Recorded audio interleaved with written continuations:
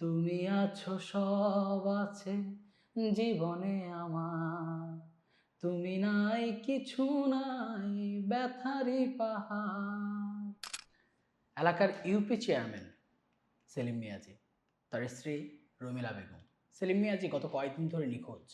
রমিলা বেগম জোহরের নামাজ শেষ করে যখন বিছানায় একটু জীবন দিয়েছে, তখন তার ঘুমের ঘোরে চিন্তায় স্বপ্নে আসছে প্রত্যেক মুহূর্তে যখন সেলিম মিয়াজি কখনো কখনো কোনো না কোনো কাজে রাতে বাইরে থাকতো, পরের দিন এসে রমিলা বেগমের মান অভিমান কিভাবে ভাঙাতো। সেলিম মিয়াজি আসতো, রমিলা বেগম ঘুমিয়ে থাকতো। তখন সেলিম মিয়াজি রমিলা বেগমের খুব কাছে যেয়ে বসতো, রানের থলথলে মাংসের উপরে রমিলা বেগমের মাথাটি শুইয়ে তাকে আদর করে ডাকতো, রমিলা, ও রমিলা, ও রমিলা রানী, ঘুমাইছো নাকি? তারপর রমিলা বেগম উঠত।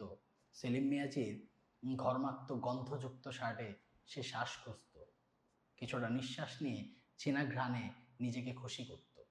তারপর যখন খেতে বসতো, তখন রমিলা বেগমের যেন মান অভিমান শেষ হয়নি। তখন সেলিম মিয়াজি তার ভালোবাসার মানুষের রাগ অভিমান ভাঙানোর জন্য ক্রমান্বয়ে গান শুরু করত।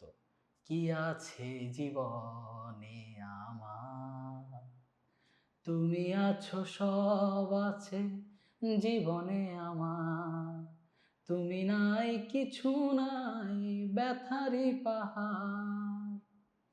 তুমিও গো তুমি মোর জীবনে মরণে, কি আছে জীবনে আমার।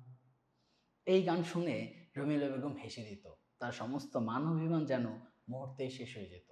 এভাবেই সেলিম মিয়াজি আর রমিলা বেগমের ভালোবাসার গল্প, যেখানে রয়েছে তাদের সন্তান খুশি ইব্রাহিমের গল্প।